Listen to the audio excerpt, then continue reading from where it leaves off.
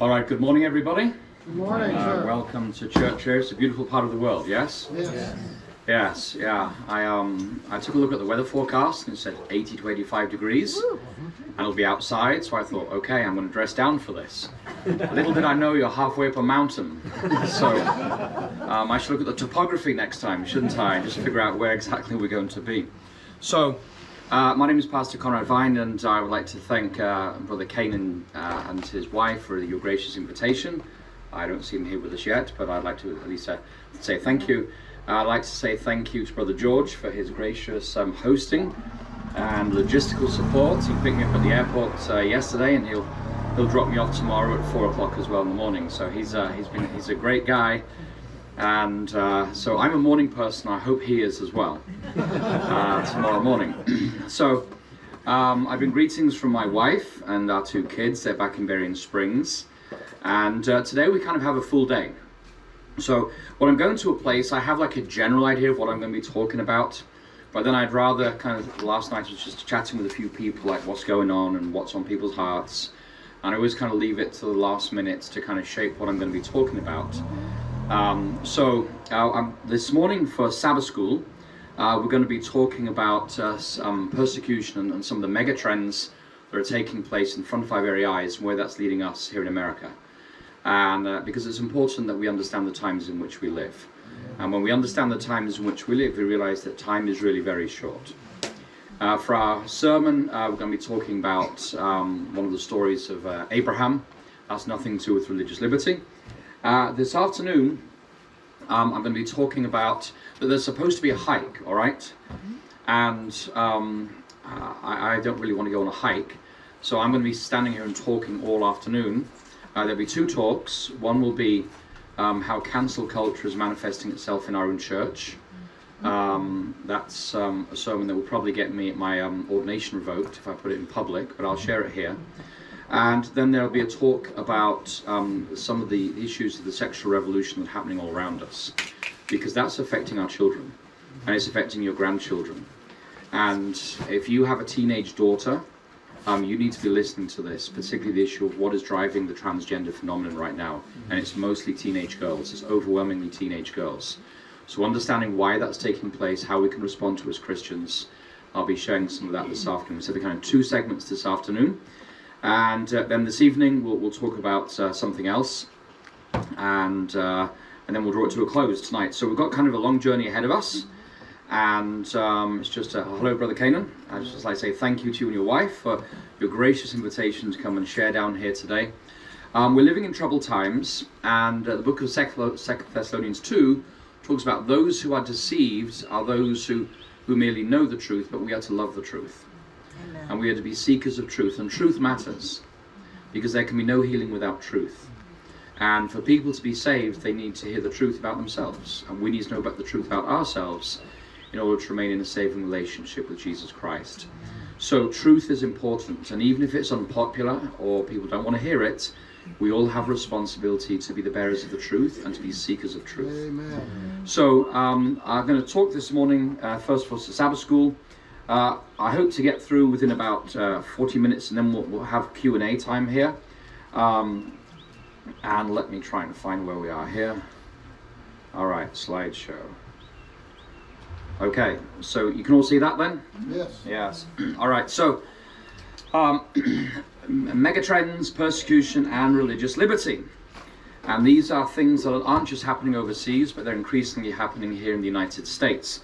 Our nation is changing almost on a weekly basis in front of our eyes. Yes, it is. We heard this week from the President that the Second Amendment is not absolute, and by implication, none of the amendments are absolute.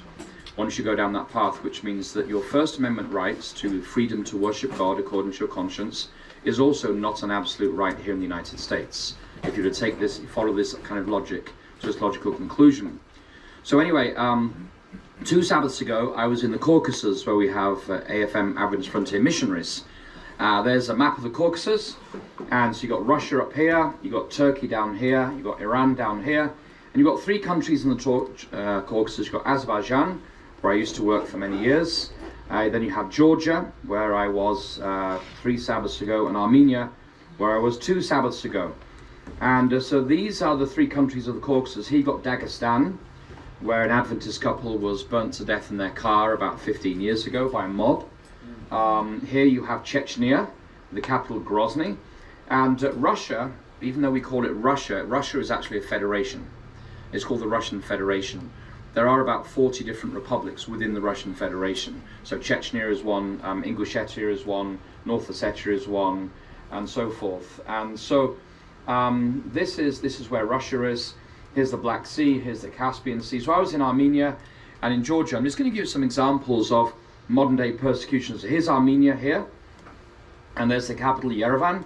And I used to live in this bit down here for 4 years, a landlocked part of the world under economic blockade. I was there with 2 other Adventists, and we were watched by the KGB like hawks. My driver was KGB, my translator was KGB.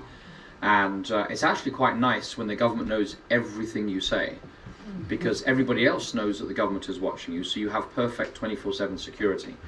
So you have to think positively in these things.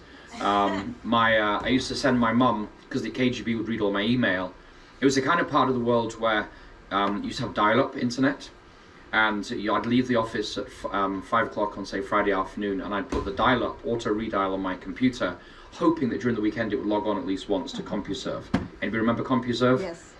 Back in the day. So, and I would send my mum a chapter of Desire of Ages, or a chapter, or the Sabbath School lesson. Does she have it in England? Of course she does. But the KGB are reading my emails, and they're translating them. So I'm giving them something to read in the process, all right? So you have to kind of think creatively. If you're going to watch me and read everything I say, I'm going to give you stuff to read. So I was in Armenia with a couple of colleagues.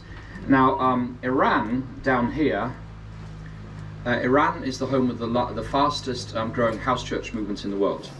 So when you think of Iran, you think of ayatollahs and maybe nuclear weapons programs, but it's actually the fastest growing house church movement in the world. It's overwhelmingly led by women who've had, and the 2 reasons that Muslims come to faith in Jesus is through a dream or a vision, or through a healing. And this is a global phenomenon. And so I was in Yerevan, and from the capital, anybody know what these mountains are called? Have a guess. There are 2 of them. They're the mountains of Ararat, yes. And so Ararat is actually in eastern Turkey. It's just along here, the mountains of Ararat, and Yerevan is here, so it's about 20 miles away. And so you can see Greater Ararat and Lesser Ararat, and that was my view for about 5 years from the Azeri side of the border many years ago. So this picture here,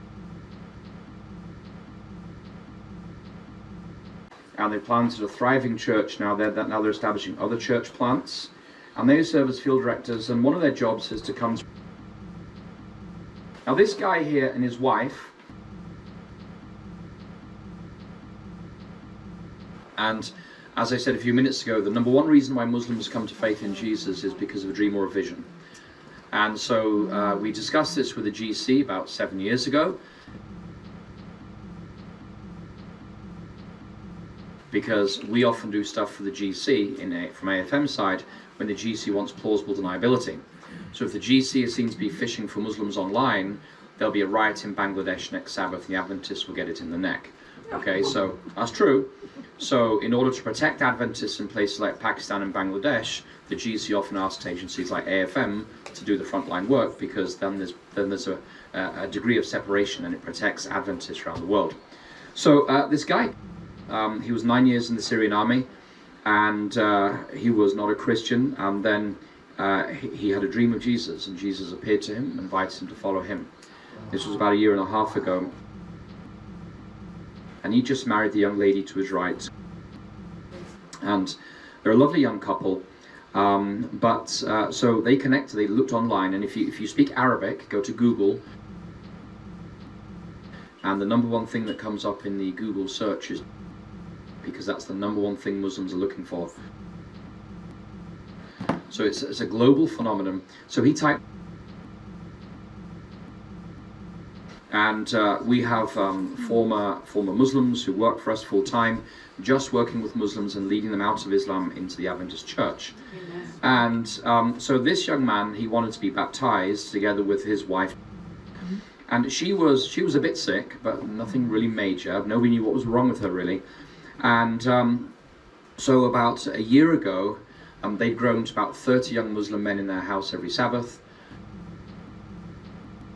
They were studying the Gospels together, and we run from Friday through Sabbath from our office in AFM, we run almost back-to-back worship services for groups that are scattered around the world. And they decided to become baptized. Now the group became so large that the Syrian secret police got involved, and they caught and they roughed him up really badly. And they made it very clear that he would be disappeared if he didn't stop his work.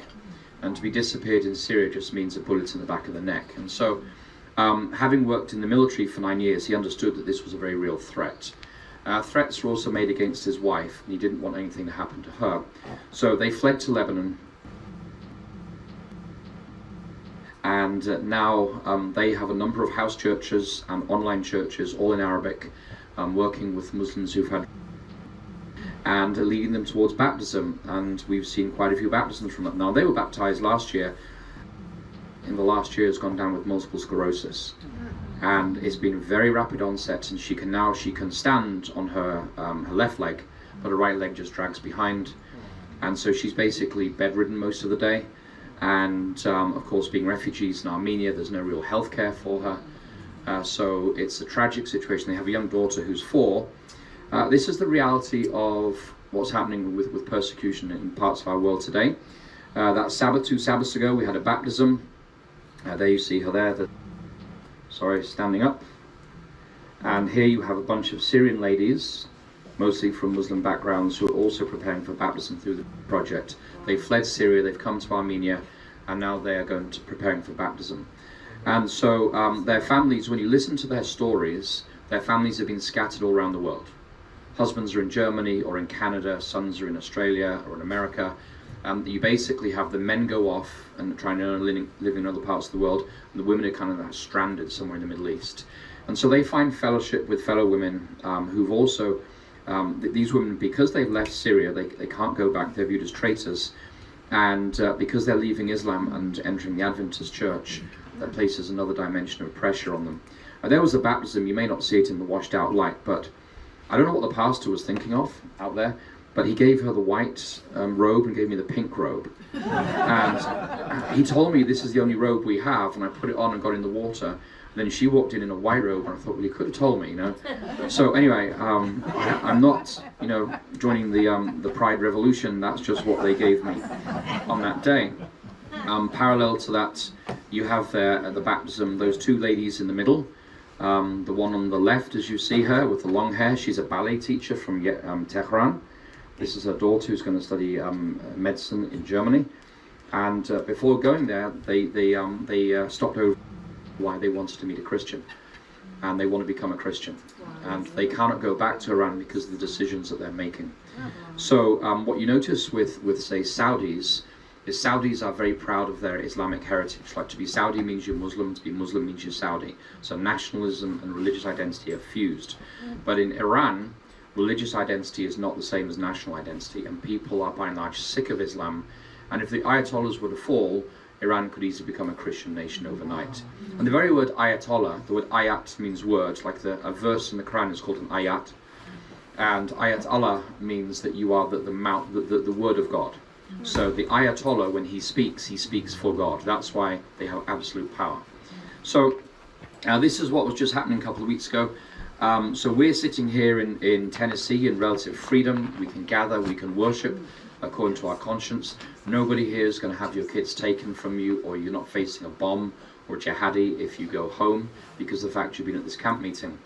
Now this lady on the left here,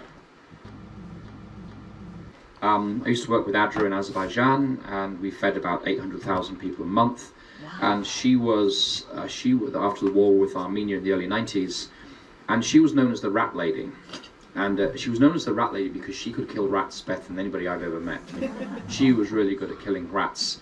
And she didn't just kill them like with poison, but she would, if she got a barrel of them, she just like with her hands, to squeeze them and break their backs. And she was really good at this.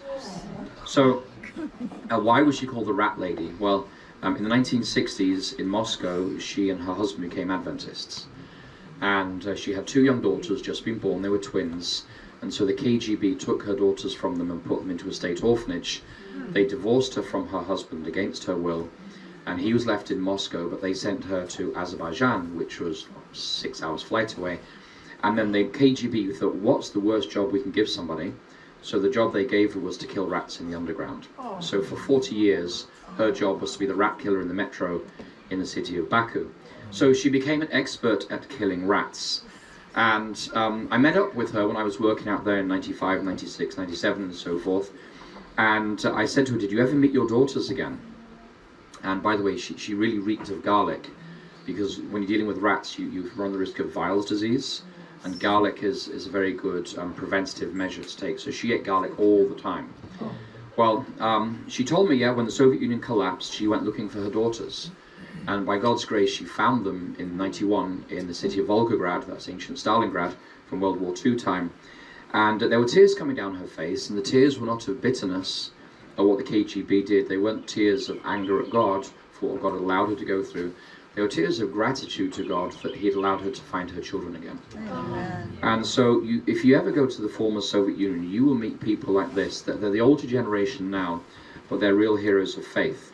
Now here's my wife holding our son. He's 1.5 there, and that's her father on the left, and that's her mother standing here, and that's her aunt. And as you see, Russians don't smile in pictures. It's very they look at American pictures and think you guys are all on laughing gas. So when Russians take pictures, like nowadays may be a bit different, but in the Soviet Union time, everything was very serious. There wasn't actually much to smile about. And so my father-in-law lived through the knock at the door from the KGB. And when my brother-in-law, my wife's brother, Russia is entirely a corrupt nation. The police are predatory. And so he gave a lift to a man, to two hitchhikers, and he dropped them into town, and then he went home. And the hitchhikers got into a fight in a bar, and one of them killed the other. The police found one of the hitchhikers' phones in his car when he left the car. So they said to him, you were an accomplice to murder because you drove him to the bar. And he said, well, I was at home, I just gave him a lift. So they said, well, it'll cost you $30,000 to drop the charges. So my mother-in-law had just become an Adventist. This was about 15 years ago. And she said, no, we're Christians, we're not paying bribes. And they said, well, that'll be 10 years. 10 years is the standard sentence in Russia. Most men, if they're worthy of anything, they've done 10 years, because if you have backbone in that society, you're going to get shot. You're going to be, Stalin said that the tallest poppy get its head chopped off. So he was sent to prison for 10 years for accomplice to murder. When the sentence was up, the judge said, well, it'll be $30,000 to set him free. Also, but he's done his sentence, and you should let him go. And so he waited another 3 years in prison beyond his full sentence before they decided that this family was not going to pay a bribe, so he was set free. So this is kind of stuff that happens. Back in 97, 98, I was leading out in Tajikistan. And when they first asked me to go to Tajikistan, my first thought was Tajiki where? Because I'd never heard of Tajikistan. So there's a bunch of stans and bans in Central Asia. Stan means country. So Pakistan means land of the pure, for instance. And so in Central Asia, you've got a bunch of stans. Like Kazakhstan is a huge nation. It's as big as almost Western Europe, with very, very few people there. It's mostly empty space. Then you have Uzbekistan, which is a very tight dictatorship, a lot of persecution of Christians. Turkmenistan is the same persecution. Kyrgyzstan, if you ever want to go somewhere like Switzerland, go to Kyrgyzstan. They're very open to Westerners, and some beautiful mountains. And I was in Tajikistan, there's a little yellow dot here. And Tajikistan is in two halves. On the west side, you've got, this is where everybody lives, in the valley. And on the east side here, you've got high mountains, and you've got one road that goes through it, and everybody lives along that valley. And to the south, you've got Afghanistan. And I was there at the time, and I was in and out of Afghanistan when the Taliban were conquering Afghanistan. We had a lot of fun and games with the Taliban at the time. With hindsight, we call it fun and games, but it wasn't so much at the time. And I was living in the capital called Dushanbe. Now, it was a lawless society. There was a civil war going on between jihadis and communists. You never sat by the window in your apartment because of the tracer and the bullets that were flying and fighting. As you always sat by the inner walls.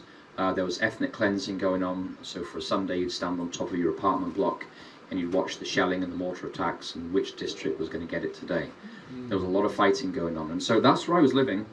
There I am before that's in my skinny phase.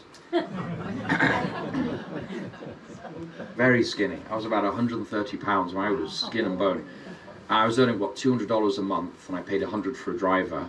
So I was on about $100 a month, and so I lived in the office on a mat on the floor, as you can see, basically living on salad because I couldn't afford much else.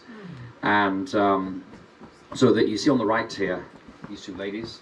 You see the look in this lady's eyes? Yeah. So the Soviet Union collapsed overnight, and with it everybody's healthcare went, their jobs went, their pensions went, everything just stopped. And so what pensioners did to survive was they sit at the side of the road, like this couple here, selling their possessions at the side of the road. And so when you visited a church member in their home, what you were astonished by was their home was literally 4 walls in an apartment, and maybe a couple of plates and a pot in the kitchen. They'd sold everything to buy bread. And the lesson for me was systems do collapse overnight. You know, in our system, there's nothing guaranteeing that our system will survive beyond today either, our economic system. Our system is built on something as solid as confidence, and confidence can evaporate overnight. So anyway, during my time in Tajikistan, there was a Tajik warlord whose name, his nom de guerre was Hitler, which is Russian for Hitler. And there were about 100 expats in the country, and he decided he wanted to kill me. So I went into hiding, and I stayed with an old man in the church. His name was Suleiman, and I stayed in his apartment. I didn't go near the windows. I just was quiet for 3 months while the government hunted Hitler down. And after 3 months, allegedly there was a gunfight, and allegedly he was killed, and the government held a press release and said, okay, Conrad, you can come out now. And so I came out of hiding. But I can tell you, that the jihadis would come by the office about every month asking, like, where's your boss? What, we want him.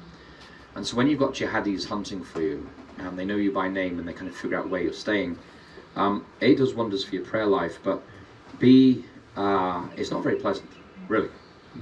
Because life was cheap out there. 4 people I worked with were skinned alive by the Taliban, and one young lady came from France, and she wanted to volunteer for us, so I interviewed her, and the next day she was captured by the jihadis, and there was a gunfight with the police, and she was blown up in a grenade. And there was an American lady who came, and she wanted to help us, and the Taliban got her, and they raped her with an AK-47 and ripped her up, and she basically been crippled for the rest of her life. And this is a savage brutality. So when there is no rule of law and men have guns and there's anger in their hearts, there's nothing they will not do. And the level of depravity and wickedness is beyond human comprehension. Just another recent example of what happens, we see around the world. This is the country of Laos. And so here's Laos here. It's a landlocked country. You've got Thailand here. You've got Vietnam down here. Saigon is down here, and Hanoi is up here. And Laos is a landlocked country, and America has never been at war with Laos, but Laos has the distinction of having more tons of high explosive dropped on it than any other country in human history. So during World War II, our 8th Air Force was bombing Germany, yes? 1942, 43, 44, 45. That was a major effort. But in the Vietnam War, when the American planes would fly over Vietnam, when they couldn't find a target, they'd hop over the border into Laos because that was safe airspace. And when they were flying back to Thailand, all their carriers, they just dropped their ordnance over Laos. And so today, Laos still has a major problem of unexploded ordnance, and they have a museum to this. When President Obama, in his last year, he went there and he apologized for this, and he gave about 100 million or so to help rehabilitating the victims of unexploded ordnance. And so Laos is a communist country. Spiritually it's Buddhist, but politically it's communist. And they disappear people. So this young lady here, she's worked with us in AFM for many years, and she just left us. She was appointed education director for the Southeast Asia Union Mission. But her father was a pastor there in the 60s and 70s, and he was disappeared by the communist government. And when the police disappeared you, he just disappeared. And the family kind of sensed what had happened, but they couldn't know for sure. So the family left the country, went as refugees to Paris, and about 8 years later the father reappeared, but he never spoke about his experiences. And the disappearance of pastors takes place from time to time down there in Laos, and even today the disappearance of gospel workers is still a problem. So this is what is happening. These are just some examples of what is happening around the world. And we can thank the Lord that we live here in the United States with the freedoms that we do have. But it's a curiously American-centric perspective that we say, like when persecution comes to Tennessee, like Jesus is coming soon. Well, there are Christians all around the world who've been suffering for decades, all right? And Jesus isn't going to come when persecution hits Greenville, Tennessee. That persecution's been going on for decades in the modern era. And it's from jihadis, it's from communists, and from other secular governments out there as well. So with that kind of positive and uplifting start, I want to move on to some megatrends. Now, these are some of the sermons that have got me into trouble recently. These are on Audioverse. Actually, Audioverse has stopped carrying my sermons because they think I don't toe the line enough. So Audioverse has got some. Pastor Conrad Vine, I've got some personal sermons up there. So this is on the issue of scientific racism, what's taught in our public schools. When we teach our kids the theory of evolution, then we should not be surprised when kids shoot each other up. There's a natural link. When you teach kids that life is intrinsically meaningless and that the human species is evolving as per Darwinian theory, and that part of the species never evolves in a uniform manner, but one part is always a bit ahead of the other in the evolutionary process, then logically you have scientific racism, because one part of this species is better suited to the environment than the other. And in that philosophy, it is the morally right thing to do to kill off the weaker part of the species, because they're using up land and resources. So you kill off the weaker part so the stronger part can survive. So in the Christian worldview, death is the enemy to be destroyed, but in the evolutionary worldview, death is the engine of evolutionary progress. So the more death you have, the better. So that's what I talk about there. Is Love All You Need, is on same-sex marriage. Karl Marx, social justice warriors from the gospel, is kind of self-explanatory. Those social justice warriors, Antifa and stuff. Feminism and abortion and the gospel. That's really asking the question, like, will a mother who lost her child see her child again? That's more of a pastoral question. If you've had an abortion, you've had a miscarriage, you've had a stillbirth, what do we know about whether you will see your children again? So, and by the way, people say online that I'm in favor of abortion. I'm absolutely not. It's a breach of the Sixth Commandment. It's as simple as that. But then you have men, porn, and the gospel, kind of self-explanatory. Truth and transgenderism, again, self-explanatory. Wrong Think 1 is on the arrival of soft totalitarianism in America. And this afternoon I'll be talking about the arrival of totalitarianism and soft cancel culture in the Adventist Church. Wrong Think 2 is critical theory, which is driving much of the stuff on college campuses these days. Wrong Think 3, I discuss critical race theory. Deliver Us from Waco is some of the hermeneutics of Waco.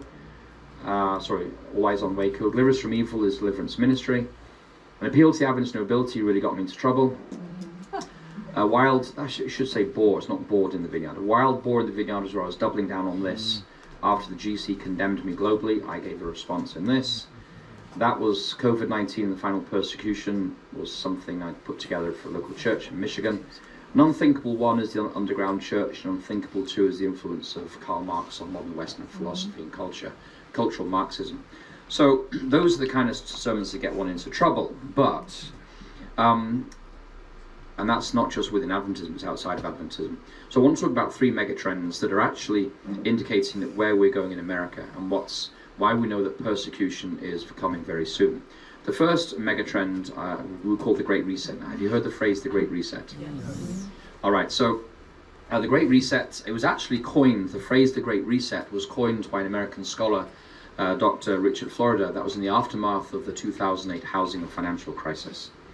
And that's where the term the Great Reset was originally coined in American academia. But it was picked up and popularized by Dr. Klaus Schwab. You've heard of Dr. Klaus Schwab? Yes. Yes. So, he's that German guy. He looks like the archetypal villain from a James Bond movie, with his blonde hair, and he's straight out of 007. Well, he's the executive chairman and founder of the World Economic Forum. And if you're not following the World Economic Forum, you should be, because this is where the global elites meet to discuss what they're going to do in our world. It's by invitation only. They met last week. And the press is by invitation only, so they're basically the cheerleaders. They don't ask hard questions of the World Economic Forum. And so the people who go to World Economic Forum are prime ministers, central bankers, the heads of major corporations like Toyota and Ford and General Electric. And that's where they discuss that how they're going to change the world. And if you listen to Klaus Schwab's opening speech last Sunday, what he said was, we have the means and the ability in this room to change the world. I mean, he was explicit about this. This isn't conspiracy theory. You can see it online. And he wrote a book in 2016 called The Great Reset. Then again in 2020, he wrote a book called COVID-19 and the Great Reset. And he argued there that we need a reset of capitalism because COVID has revealed that capitalism has systemic weaknesses and failures. Well, in 2018, the World Economic Forum, they collaborated with the Johns Hopkins Center for Health Security to conduct what they call CLADE-X. This was a simulation exercise, a scenario exercise of a US national pandemic response to a novel strain of a human para-influenza virus.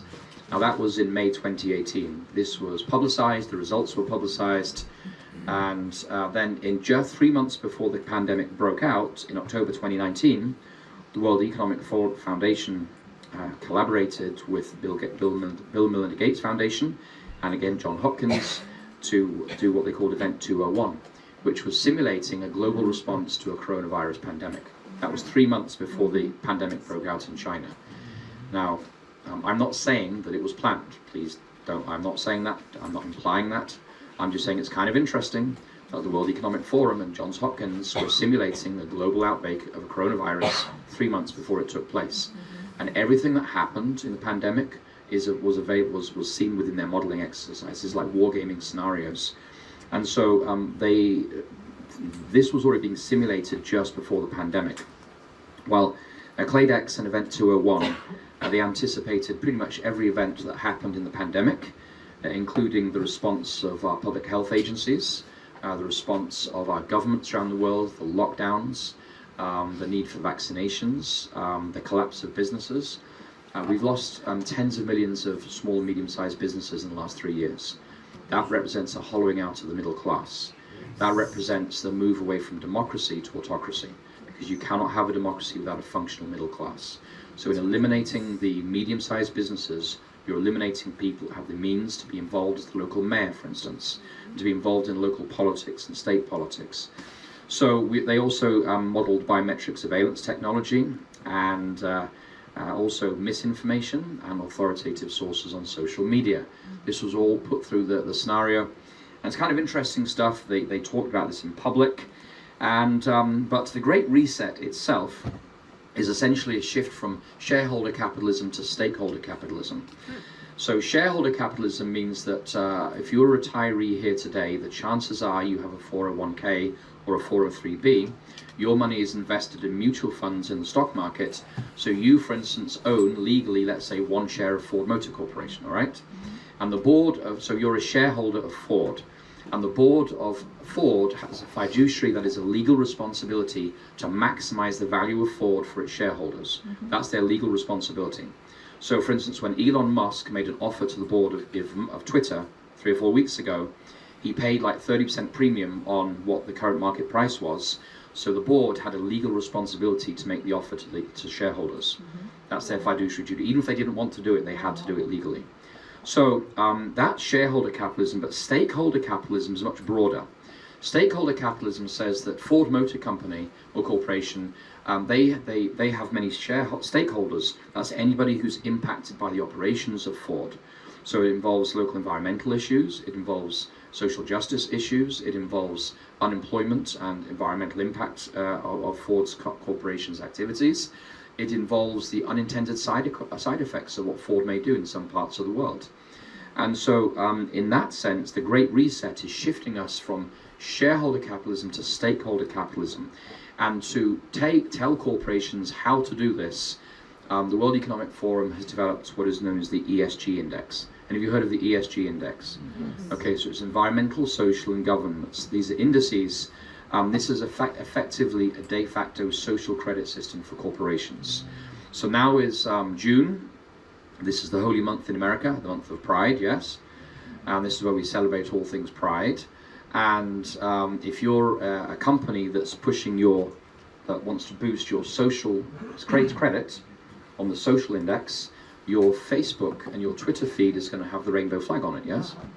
So you have Coca-Cola, and you have, if you look at YouTube, if you go to YouTube now for the month of June, the top of YouTube and like the first 2 or 3 rows on your feed will all be stories from the LGBTQ community. That's all you're going to see. And so we have the ESG index. Now the ESG index is effectively leading to a few favored global corporations like BlackRock or Amazon, Apple, Alibaba in China, and it's hollowing out the middle businesses, and then you're leaving mum and pop operations are at the bottom to pick up the scraps. But what we're seeing is the concentration of economic power in the hands of ever fewer corporations at a global level. And we discovered that in the pandemic, because even if the Supreme Court said, as they did, that it's not lawful for Biden to require corporations with more than 100 employees for everybody to be vaccinated, the Supreme Court struck that down, didn't they, in January this year. Biden's response the next day was, well, even if it's legal, he said to the corporations, do it anyway. Okay? Now, you can unelect a government, but you can't unelect corporations. When more and more people are tied to corporate America, fewer and fewer people have religious or freedom of conscience. So, in the Great Reset, fairness involves shifting or lowering the economic status of people in the developed world, such as the United Nations, in favor of citizens in less developed countries, and small and medium-sized enterprises are being eliminated. Now, what we're seeing with the Great Reset is essentially a form of totalitarianism rising, in which the corporations are now acting as agents of the state. Because the state has relatively limited resources in many countries, but with the Great Reset, and that's being driven by people like Klaus Schwab and the World Economic Forum, the corporations are voluntarily agreeing to act as the agents of the state to impose this new globalist agenda. And so the state is augmented by the power of say, corporate America here in the United States. And you can unelect President Trump or President Biden every 4 years. You can change your government, but you can't change the board of Ford Motor Corporation, okay, or Kaiser Health. And so if the government says to the corporation, do something, even if it's unconstitutional, and the corporation does it, even if the Supreme Court holds it to be unconstitutional, you still have to go along with it, because you can't change the corporation. Are you following this, everybody? Yes. Yeah. So it would, 20 years ago, people would say, yeah, I'd like to have a career, in a management or an executive career in Ford or in PricewaterhouseCoopers or these big global corporations. These days, I would say to a young person, if you want to lose your freedom of conscience, work for a corporation. Right. But if you want to retain your freedom of conscience, be self-employed or learn a skill, be a plumber, be an electrician. Do something honorable with your hands and be able to employ yourself. Amen. Because the moment you're an employee of a corporation, you are subject to their control. So, as an example, now it's Pride Month, as they say, and if you work for the state of Tennessee and you post on Facebook tomorrow, I celebrate marriage as only being between an adult biological male and an adult biological female, what's going to happen to you if you work for the state? You're going to lose your job. If you work for the mayor's office, you're probably going to lose your job. If you work for most corporations in Tennessee, you're going to be fired. You're going to be disciplined. And so within the Great Reset, democracies are now being turned into compliant populations of people who bow the knee to the corporate and the globalist agenda. And we're now being ruled by globalist corporations, unelected technocrats, and bilateral UN agencies. So there are a couple of other features of the Great Reset. One includes unrestricted migration. That's the right to migrate. There was an agreement signed in Morocco 2 years ago, I think it was, which basically gave people around the world the right to migrate. And that right to migrate overrides the right of the nation to determine who can enter its borders. Now, the right to migrate essentially will mean that people will move to states where there's generous social care provision, and that social care provision eventually collapses. Okay, but that's how you override Western democracies. We're seeing the unrestrained monetary expansion of fiat currencies. We'll come back to that in a few minutes. Increased taxation. We're seeing increased dependence upon the state. The more you depend on the state, the less likely you are to vote the state out of office. That's correct. You become a client electorate. So when the government expands benefits, they're basically paying you for your votes. Right. And it's known as, they're like velvet handcuffs. Okay? They feel nice and soft, but they're tying your hand in the electoral booth, because you can't afford to change the government. We're looking at the imposition of personal carbon allowances. They're talking about now at the World Economic Forum. and informal social credit schemes. That's known as cancel culture here in the West, and we'll talk about that in Adventism later this afternoon if you want to hang around for that. And China has a very explicit social credit scheme. So the second megatrend that is taking place is the fourth industrial revolution. And the fourth industrial revolution, I need to scoot along here. The first industrial revolution was in Britain, and the key invention was the steam engine, and that manifests itself in the mills of England, and the invention of industrial scale making of clothing. And so that was, you know the song Jerusalem, a very famous song. That was written as a protest song against the dark and satanic mills, where people were forced to work 16, 18 hours a day as small children in the British Industrial Revolution so they could produce linen and they could sell it back to India and other parts of the world. So that was the first Industrial Revolution. The second Industrial Revolution was in the late 19th, early 20th century. The key invention was electricity and the assembly line. That's a good example of that is Ford Motor Corporation, where you can have any car as long as it's black, yes. And so that was the second Industrial Revolution, and that basically brought industrial products to the masses at low cost. So, the fact that we have such cheap steel, is thanks to the second Industrial Revolution. You may complain about the price of a car, but you try and build a car with your bare hands for $40,000. Like mine the ore from the ground and turn it into iron, then turn it into steel. And you can't do it, okay? So the fact that we have all these gadgets, these things we just carry every day, is thanks to the second Industrial Revolution. The third Industrial Revolution came up to the early 2000s. The key inventions were the computers, semiconductors, personal computing, and the internet. And my kids have no concept of a world without the internet, okay? And if you were born in the 60s, 70s, or 80s, the world has shifted more in the last 30 years than maybe in all of human history before that, in terms of how we live our lives. And then now we're in the fourth Industrial Revolution. And the key point about the fourth Industrial Revolution is that with the integration of IT systems and smart and 3D manufacturing, this is pushing global integration at a political level. That's the key point about the fourth Industrial Revolution. So key technologies that we're looking at now are autonomous vehicles. Yes. Autonomous vehicles, self-driving vehicles, and not only that will they be able to drive themselves, but in AFM, somebody donated us a new vehicle. It's from Toyota, and it can follow everywhere you go. The app will follow you wherever you go, so it can assess your driving patterns and whether you deserve a credit on your vehicle insurance. Okay, and they're now talking about bringing in a kill switch for all new cars. So the police are chasing you, they press a button, your engine switches off, okay? So, as a parent with a teenager, I think that's not a bad idea, actually. But the police will have access to that, not necessarily you or I. 3D printing. 3D printing is not just printing a widget at your desk. You can now print the lower half of a gun, a polymer gun, at your desk at home. And a guy won a long-running lawsuit with the ATF. He won it about 4 years ago for the right to print at home a ghost gun on his 3D printer. So you can now make a gun at home on a 3D printer. Advanced robotics. And the robotics we're talking about are not the robotics that you see when it comes to, say, manufacturing cars. We're talking about nanotechnology here. These are robots that really you cannot see with the human eye. And they can be inserted into your veins, and they can chew out the atherosclerosis, the plaque in your veins, things like that. So this is a technology that is really science fiction, but it's now becoming reality.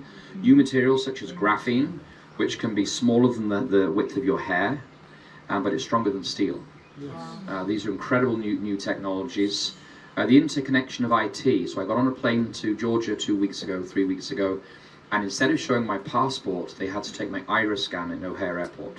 So to get on the plane, I had to stand in front of a camera, and it went beep across my eyes, said, yes, you are who you say you are. And so with the interconnectedness of IT and with facial recognition software is the death of privacy.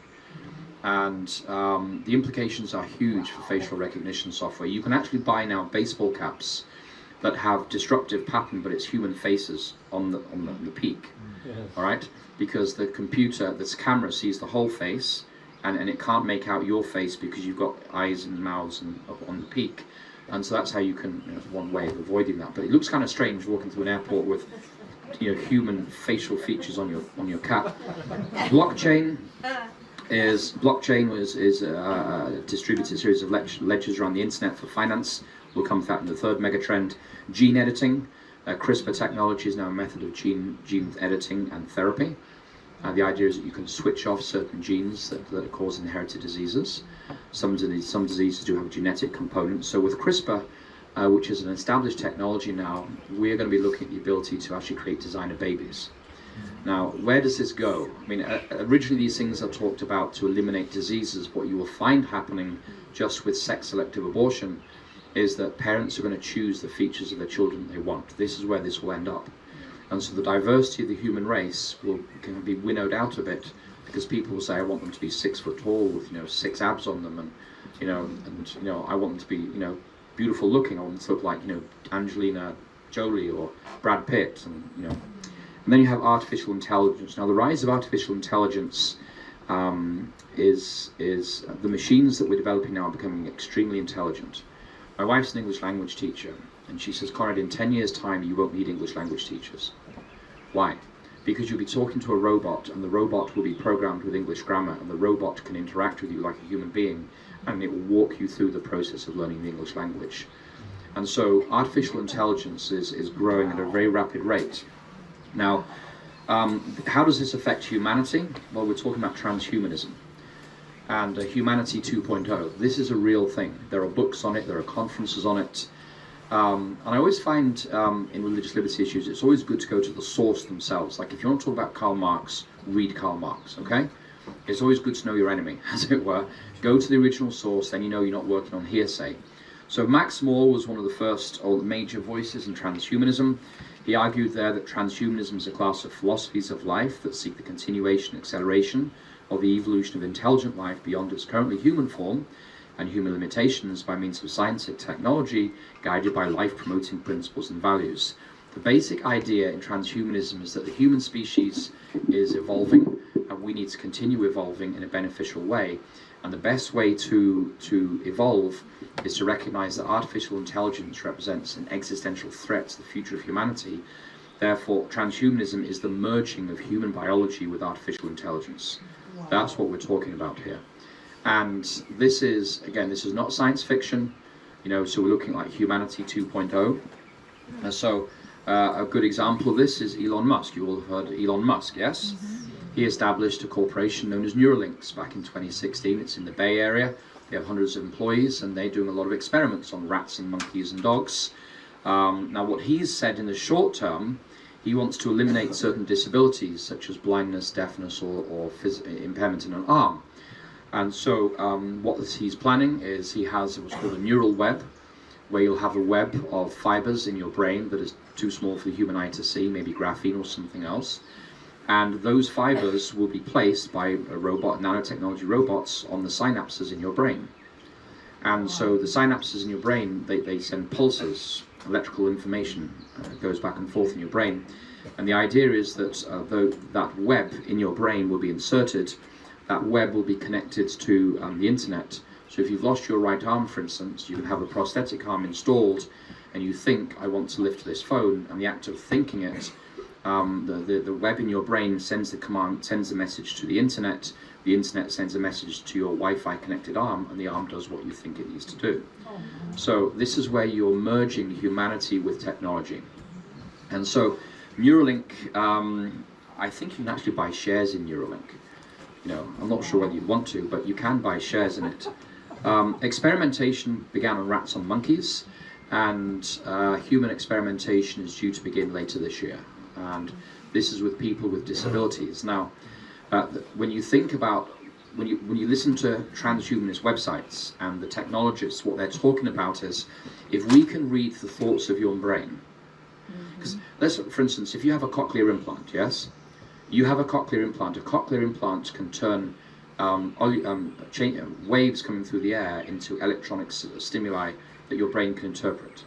We already know how to send electronic messages to the brain through cochlear implants, and that's an old technology going back 30 years.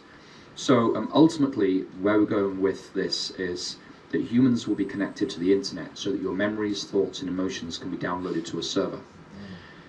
And when you think about what is marriage? What is marriage? Well, If you marry somebody, you know, and let's say they lose their left arm in an industrial accident, does that mean you can divorce them? No, because marriage does not depend on the body. Marriage is essentially a mind connecting with a mind. That's what you're marrying when you marry somebody. You're marrying a mind. The body gets bigger, the body gets smaller, the body gets scars, the body gets older, okay? The body doesn't matter so much as the mind. When you marry, you're marrying a mind. That's blunt honesty, I think. That's the truth. But if your mind, if the thoughts, memories and knowledge of your mind can be downloaded to a server, then theoretically it can be re-uploaded into the body of a child when it's born, and you achieve functional immortality. And so what Elon Musk is talking about is having this kind of technology because he wants to colonize Mars. SpaceX is currently running a shuttle service to the International Space Station, but he's talking about the colonization of Mars, and the best way to ensure the longevity of those who are on Mars is through this kind of technology, so we can re-implant the human being, the mind, into another body. So this is kind of what's happening with transhumanism. I was reading a book on this yesterday coming down on the plane. There's a lot of books out there on this. So simultaneous breakthroughs in gene sequencing, nanotechnology, and quantum computing, those three areas of technology are now impacting us socially, biologically, and increasingly politically. And this is what Klaus Schwab said in 2016, and you have to read between the lines with Klaus Schwab. So listen carefully to what he says. He said, "I feel that the required levels of leadership and understanding of the changes underway across all sectors are low when contrasted with the need to rethink our economic, social, and political systems to respond to the fourth industrial revolution." So he's saying we need to rethink our global political systems. As a result, both at the national and global levels, the requisite institutional framework, that is global governance, to govern the diffusion of innovation and mitigate the disruption is inadequate at best and at worst absent altogether. Now, he's not openly calling for global coordination or a one world government, but that's what he's talking about. He's saying that the current global governance systems are inadequate to respond to the challenges, the interconnectedness that we're seeing with the fourth industrial revolution.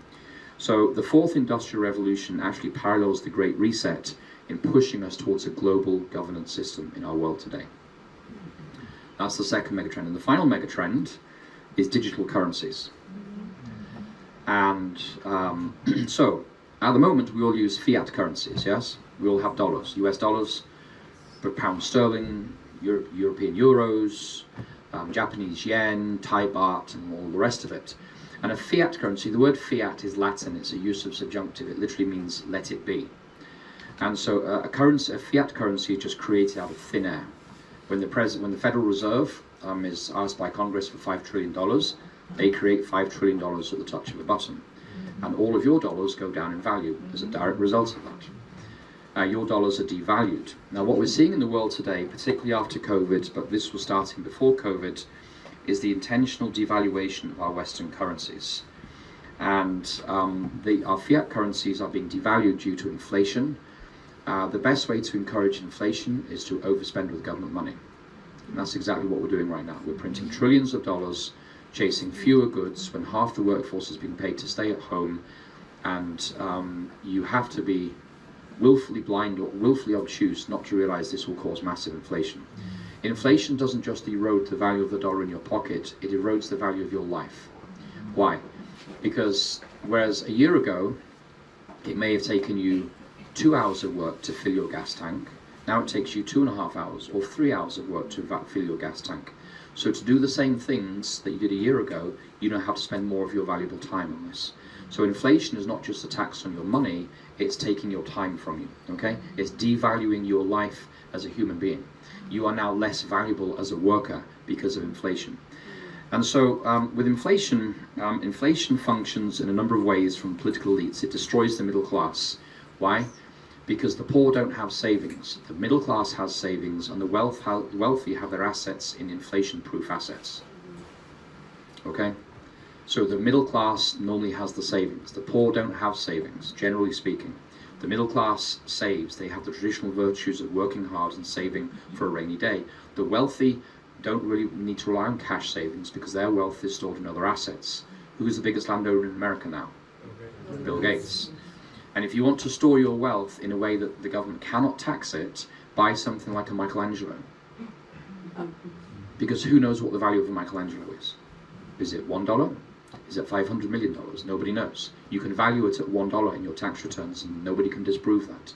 So by sticking your money into other assets, if you're very wealthy, you avoid the impact of inflation. So inflation concentrates economic power with the elites, and it impoverishes the middle class, and it further degrades the working class. And so it also serves as a regressive tax on the poor. The poor pay more as a percentage of their income because of inflation. So if you're Bill Gates, what percentage of Bill Gates' annual income, or say his monthly income, does he spend on food? Like a fraction of a fraction of a fraction, yes? But if you're a single mom in Greenville, Tennessee, living on food stamps, how much of a percentage of your monthly income do you spend on food? Yeah, a very high amount. And so when inflation goes up and food prices goes up, it hits the poor the most. And that's what we're seeing in America. So now in America, with inflation, it used to be that it was logical to save for a rainy day tomorrow. But now it's rational when you get paid to spend your money immediately, because your money's losing value. So why would you put it in the bank? You might as well spend it now to maximize the value. But if we all act rationally and do that, that adds further inflationary pressure. It makes the problem even worse. So we're all caught in a downward spiral. If you don't spend your money, you're going to lose 10% of your value before next year. If you do spend the money, inflation goes up even more. So you're trapped in a lose-lose situation with inflation. Now, we've seen the rise of cryptocurrencies. You're all familiar with Bitcoin, for instance, as the most familiar one out there. And it's really interesting to look at how generations are using their money in America now. So if I'm talking with a donor from AFM who's 60 and above, they're going to talk about a stock transfer, a qualified charitable distribution. They're going to send their money by a banker's check, or by bank wire. That's how they'll send their money. But if you're a millennial ministry like Elijah 3.0 Ministries in Chicago, if you go to their website, they're not interested in bank checks or QCDs or stock transfers. You can pay money with Bitcoin or Cash App. Okay, and so my boy is at Southern. He doesn't have a checkbook. You know, when he says, "Dad, can you send me money?" I have something like a Cash App, and you've used the Cash App. Okay, and I press $30 and I press the button, and it appears on his phone, and he can buy gasoline with it. Okay, and so the younger generation, the way they use money is fundamentally different. But young people these days are playing with cryptos, and all around the world people are exploring with cryptos. There are thousands of cryptos. I was chatting with my boy two nights ago, and he's doing a bunch of jobs for the summer, but he's thinking of developing his own cryptocurrency in the summer vacation. And he's going to issue it. And you think, well, that's not a big deal. But when a cryptocurrency is issued, it's 0.8 zeros, then a 1. And let's say it becomes popular, and it goes from 0 to 5 zeros and a 1. You and I think that's not worth anything. He's just made a 10,000% profit on that. So if he puts $1,000 into it, he's now worth $1 million overnight. So that's why young people are playing with cryptos, because the potential for profit is huge. If you get in early enough, and if you write your own cryptocurrency and it takes off, you become a multimillionaire overnight. So, and it's all in the zeros, okay? So, he doesn't want to work for a corporation. He wants to be self-employed, wants to run his own crypto, because he realizes, well, why would I have spent the rest of my life working for a corporation and get given a gold clock at the end of the day? I could become a multimillionaire tomorrow if I develop my own crypto, and I can do it in 2 hours. You know? So this is what the younger generation is thinking about these days. Anyway, that's a side issue. Centralized finance. We currently have centralized finance. You all bank with banks, and to have a bank account, do you have a bank account as a right, or do you have to apply for a bank account? You have to apply. That means you can be refused a bank account. And if they don't like you, they're not going to give you a bank account. Okay? So, if you want to wire money, let's say you have a child in South Africa and they get into trouble and you want to wire them $1,000 hypothetically. You go to your bank and you fill out a wire instruction, and it's actually a request to transfer money from your bank. Let's say you've got a bank in Greenville, Tennessee, they'll shift it to a corresponding bank in Nashville, or send it to a corresponding bank in New York, or send it to a corresponding bank in London, who's got a corresponding bank relationship with the bank in Johannesburg, and then your child can get it in Johannesburg. You're going to go through like 5 or 6 corresponding banks before it gets to the end destination, and everybody has to give approval all through the process. This is called centralized finance. We're all part of it. This gives the government quite a lot of control over how you spend your money.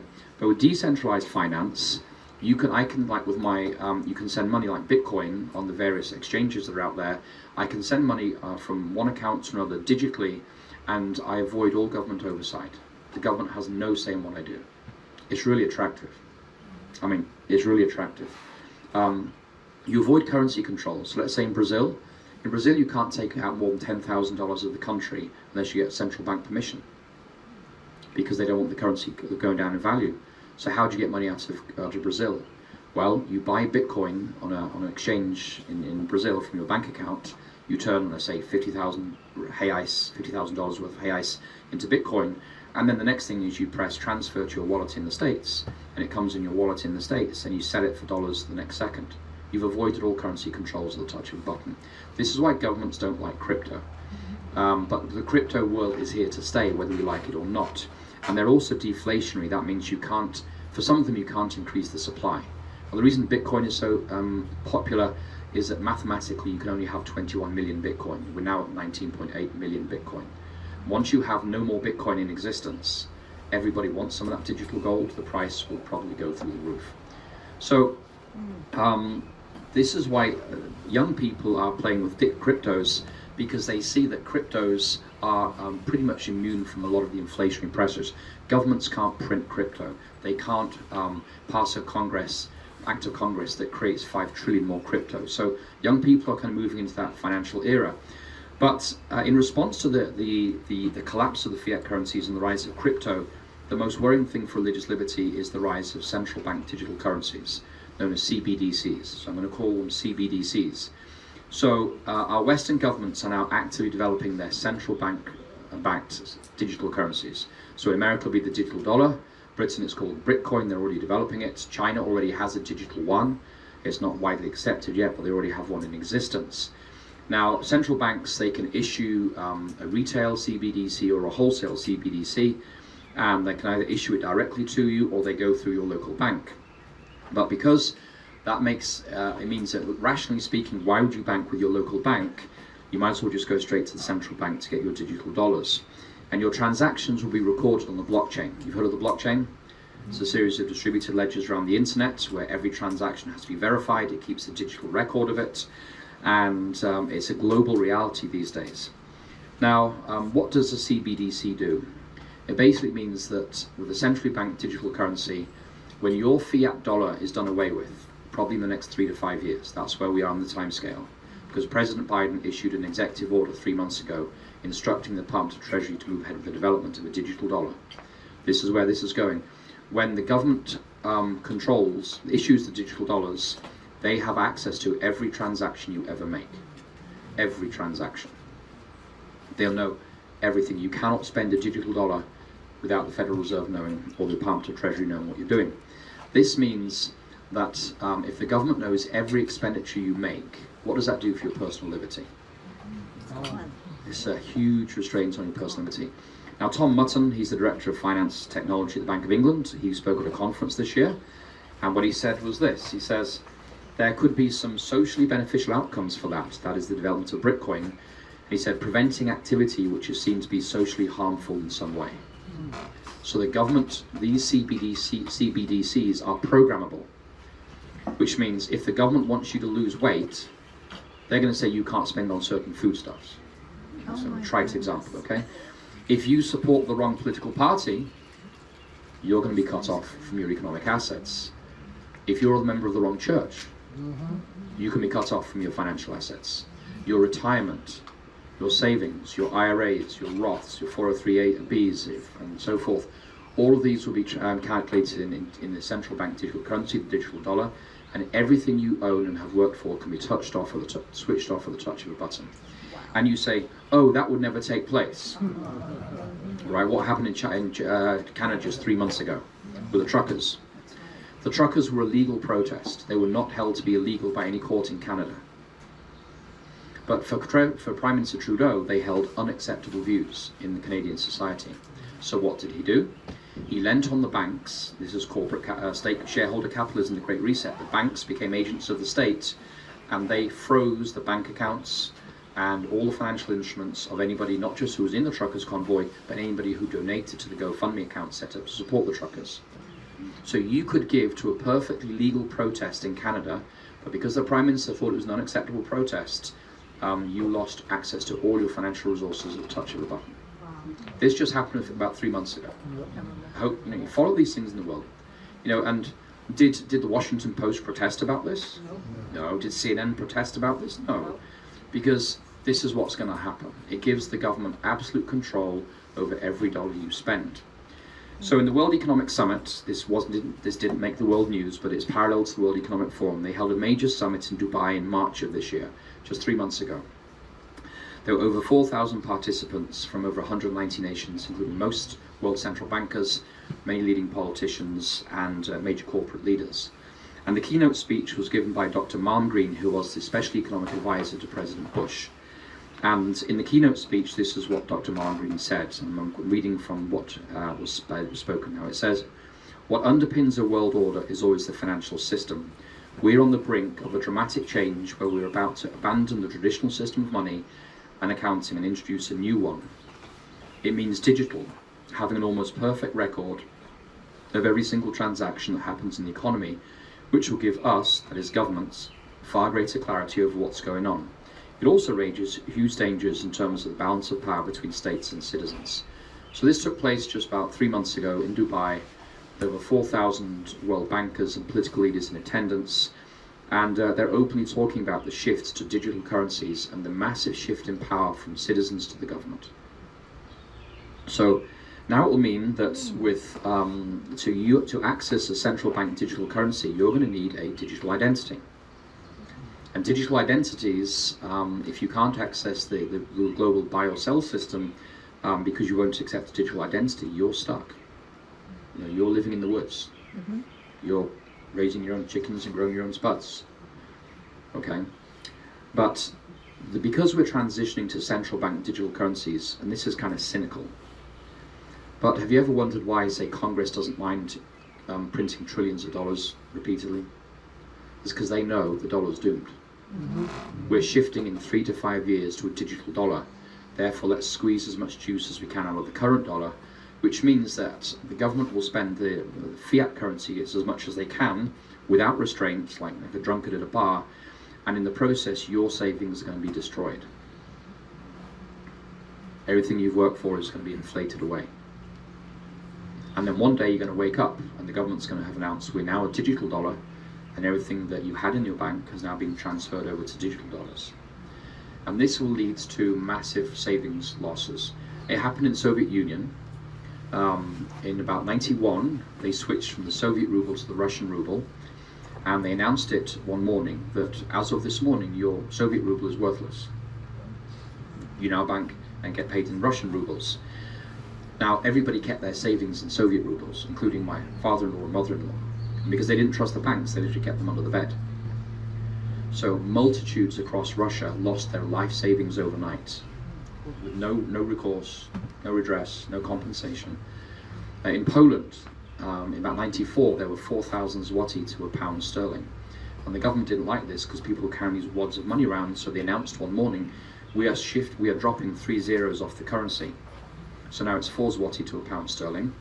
And everybody who held, let's say, 1,000 zloty card, banknote, is now illegal because people held their savings in large currency, like $100 bills. It's like the government saying tomorrow, no more $100 bills. And if you hold $100 bills, it's now worthless. And that's how they readjusted their exchange rate against the pound sterling. And so when our political elites know that we're shifting to digital currencies, that means they're quite happy to spend as much as they want with the fiat currencies of today, because they know that they're on a life support, they're going to fade away. And we as citizens will lose a large part of our savings or our retirements and will be impoverished in the process. So CBDCs, central bank digital currencies, allow ultimate control on a global basis of every transaction for every person on planet Earth, either by a one world government or by a system of Western governments and their banks acting in harmony and to determine who gets access to the system. You don't need a one world government, you just need all the governments to act in harmony with each other, like we saw in the pandemic.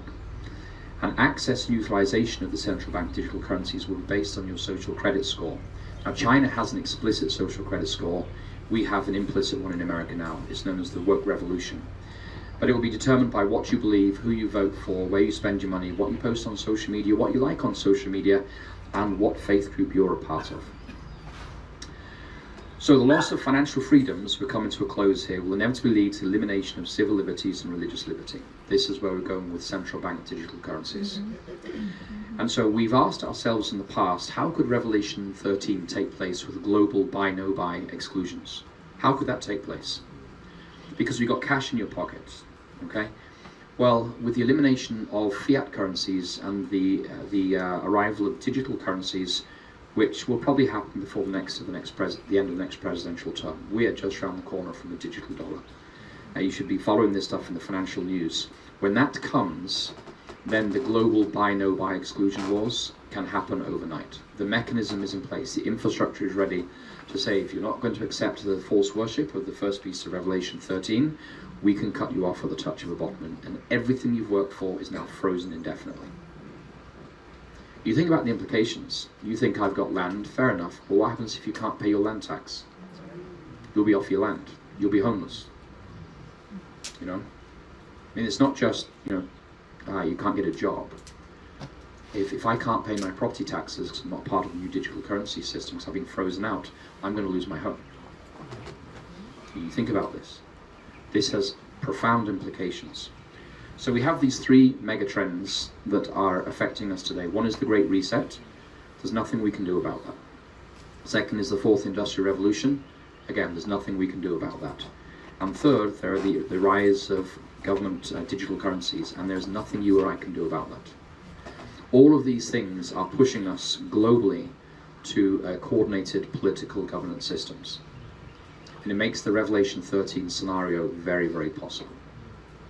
And as we've seen during the COVID pandemic, governments really do not have your best interests at heart. And when they get the sense that they can get power over you, they take that power over you. So, how do we conclude? I want to give you three challenges today. Firstly, this: position your life, make intentional decisions so that the corrupt powers of this world have as few pressure points on you as possible. Think about your life. How dependent are you on the systems of this world? Food systems, economic systems, healthcare systems, political systems, internet systems. Position your life so that the corrupt powers of this world have as few pressure points on you as possible. And during the pandemic, we saw that if you were, if you were a nurse working for Kaiser Health in California, there was a lot of pressure put on you. But if you were a nurse working for a nursing agency, you somehow got free of the mandates. Okay? If they fired the nurses in California who wouldn't get vaccinated, then hired the same nurses back who signed up with nursing agencies to go and work in the same hospitals. Okay? So think very carefully, how exposed are you to the powers of this world? And start making decisions that reduce your exposure. So yesterday before I came here, for the first time in my life, well, I've had a garden on and off, but this year I planted potatoes. Because I figured there's more calories per hectare of potato than any other crop in America. Yes. So I went down to, I planted what I could, and I didn't have time, I didn't put it in the ground. I put it on the ground, and I covered it with bales of straw. If you cover potatoes, seed potatoes with a foot of loose straw, it can help, they'll grow. And I'm a busy guy, so I don't have time to dig it all up, so I thought I'll do it this way. I went down to my local store in Barron Springs and said, do you have any more potatoes? I said, yeah, we've just got a few left. He said, we've had a run on potatoes this spring. So obviously people thinking the same thing, that we know there's a food crisis coming, and if food can be weaponized, and if you do not bow the knee to the current agenda, you will probably not get your food cards or your ration cards. So you need to think about these things. Are you developing food production capacity? How independent of the systems of this world are you financially? Are you cutting your costs and learning to repurpose things rather than just throwing things away? Okay, so position your life so that they have as few pressure points as possible. Secondly, prepare yourselves spiritually, financially, and emotionally. The America that we were born and raised in is dying. We are becoming the second beast of Revelation.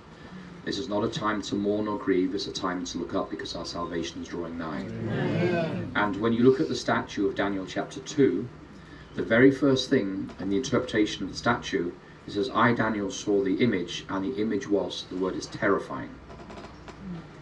Okay, so that's the summary of the image. All the nations of the world, from Babylon to the coming of Jesus, all the nations of the world, he says, I saw the image and it was terrifying.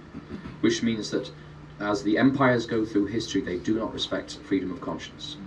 They coerce conscience. So America is dying as we know it. We're moving into uncharted territory.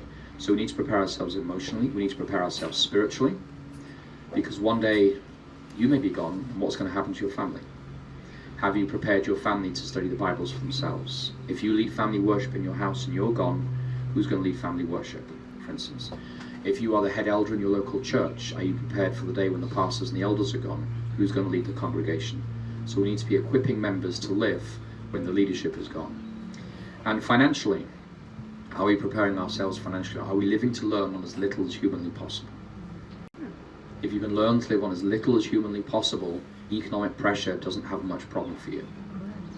And finally, invest in gospel work while you have the freedom to do so. Okay, whether it's Farm Stew, whether it's AFM, or whether it's this ministry here, find a ministry and invest in it. I personally think literature is one of the best investments you can make now. Because one day we're going to be off the internet. But if you've got Steps to Christ or Great Controversy or Glow Tracts in your house, you can give it out even if you're off the internet. So while you have the freedom to use your fiat dollar currency without government oversight, invest that money before it loses its value in saving souls.